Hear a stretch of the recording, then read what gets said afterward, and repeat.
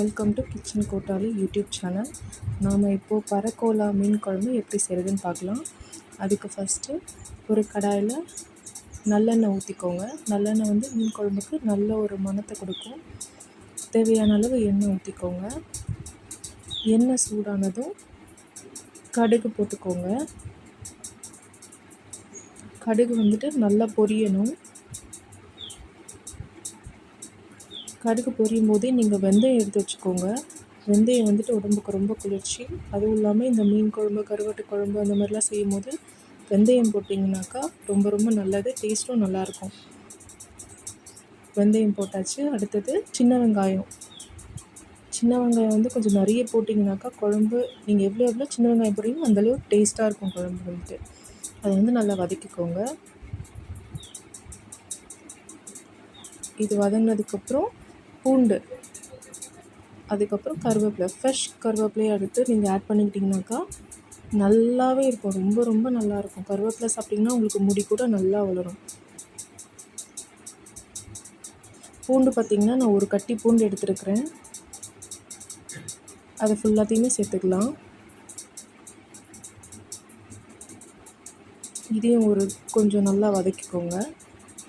2 தக்காளி, பழுத்த தக்காளியை நான் எடுத்துருக்கிறேன். அதையும் ஆட் பண்ணிக்கோங்க.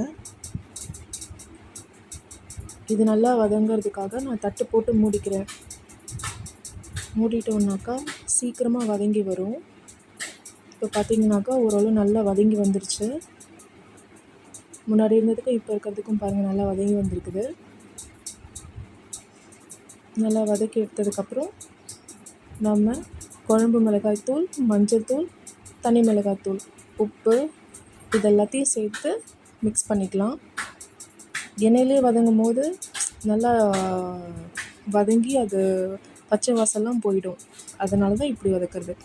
இப்போ பலாப்பழம் சீசன்றதுனால நான் பலாக்கொட்டையும் ஆட் பண்ணிக்கிறேன். உங்கள்கிட்ட இருந்தாக்கா நீங்கள் ஆட் பண்ணிக்கோங்க, இல்லைனா கூட நீங்கள் ஸ்கிப் பண்ணிக்கலாம். அடுத்தது மாங்காய். ஒரு மீன் குழம்புக்கு மாங்காய் போட்டாலே அது தனி ருசியாக இருக்கும். போட்டு ஜஸ்ட் ஒரு பரட்டிக்கோங்க. அடுத்தது புளித்தண்ணி, ஒரு லெமன் சைஸ் அளவு புளித்தண்ணி கரைச்சி நான் ஆட் பண்ணிக்கிறேன். எப்பவுமே மீன் குழம்புக்கு புளித்தண்ணி வந்துட்டு கொஞ்சம் எக்ஸ்ட்ராவே ஆட் பண்ணிக்கோங்க. இப்போ பாருங்கள், நல்லா எல்லாமே மிக்ஸ் ஆகி வந்துருச்சு. இந்த சமயத்தில் நம்ம தேங்காய், சோம்பு, முந்திரி பருப்பு, கொஞ்சம் கசகசா இதெல்லாத்தையும் அரைச்சி நான் விழுதாக எடுத்ததை சேர்த்துக்கிறேன். பாருங்கள், சூப்பராக இருக்குது இப்போ பார்க்குறதுக்கே. இதை நல்லா மிக்ஸ் பண்ணிவிட்டு தேவையான அளவு தண்ணி ஊற்றிக்கோங்க. தண்ணி ஊற்றிட்டு நீங்கள் இப்போது உப்பு காரம் பார்த்துக்கோங்க. உங்களுக்கு தேவையான அளவு உப்பு காரம்லாம் இருந்துச்சுனாக்கா இந்த சமயத்தில் தட்டு போட்டு மூடி கொதிக்க வைக்கலாம். நாம் உப்பு காரம் கரெக்டாக இருக்குது. தட்டு போட்டு மூடி இதை ஒரு 2-3 நிமிஷம் கொதிக்கட்டும். இங்கே பாருங்கள், இப்போ சலன்னு சூப்பராக கொதிக்குது. குழம்பு பார்க்கவே அவ்வளோ டெம்டிங்காக இருக்குது. இப்போ நாம் மீன் போட்டுடலாம். இதில்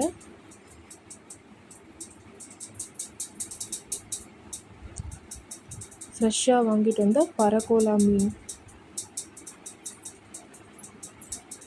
நம்ம குழம்புல இப்போ போட்டுடலாம் எல்லாத்தையும்.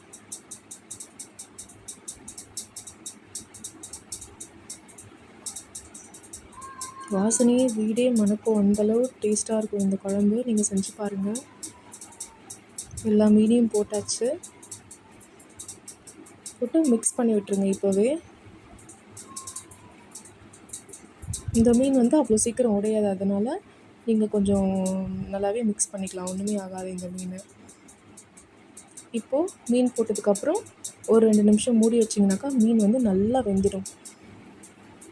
பார்த்திங்கன்னா சூப்பராக மீன் வெந்துருச்சு. நல்லா கொதிச்சுட்டு இந்த தட்டை திறந்த உடனே அவ்வளோ வாசம் வருது. இந்த மாங்காய், பலாக்கொட்டை, இந்த மீன் சேர்ந்து அவ்வளோ வாசமாக இருந்துச்சு வீடு ஃபுல்லாக. நல்லா கொதித்து மீனெல்லாம் வெந்து சூப்பராக ரெடி ஆகிடுச்சு.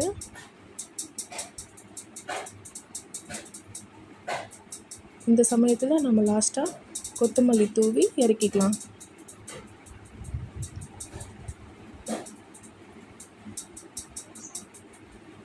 கொத்தமல்லி தூவியாச்சு. இப்போது கேஸை ஆஃப் பண்ணிக்கலாம்.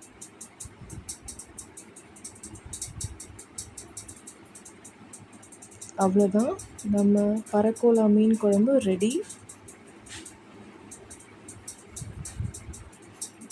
காலையில் டிஃபனுக்கு தோசையும் இந்த மீன் குழம்பு வச்சு சாப்பிட்டு பாருங்கள்.